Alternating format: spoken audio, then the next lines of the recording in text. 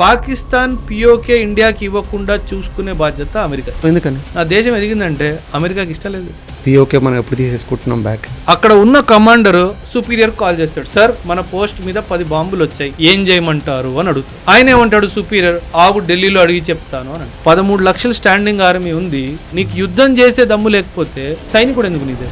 US లాంటి country మన మీద ఇలాంటి శాంక్షన్స్ ఎట్లా ఇంపోజ్ చేయగలదు? He supplying weapons to the world. ఆ వెపన్స్ సప్లై కంటిన్యూ అవ్వాలంటే చిన్న చిన్న యుద్ధాలు కంటిన్యూ అవ్వాలి, కానీ ఆ యుద్ధాలు చిన్న యుద్ధాల్లాగే ఉండిపోవాలి. వరల్డ్ లీడర్స్ చెప్తున్నారు మోదీ ఒక్కరికే ఉంది ఈ వార్ను ఆపే శక్తి అంటున్నారు, కానీ మోదీ గారు ఎందుకు ఆపట్లేదు మరి వార్? అంటే 3 ఏనుగులు కొట్టుకుంటున్నప్పుడు ఒక మనిషి లాపగలుగుతాడు. వార్ ఫేట్ ఎట్లా ఉండబోతుంది sir? When will it end? Time చెప్పి కొడుతున్నాడు. ఈ టైం కి ఈ యొక్క ఇన్ఫ్రాస్ట్రక్చర్ ని టార్గెట్ చేస్తా.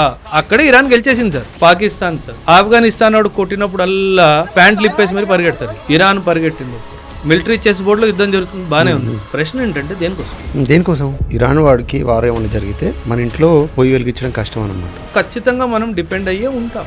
పులిని తీసి cow should be made the national animal అన్నట్టుగా చాలా పెద్ద మనిషి మాట్లాడుతున్నారు.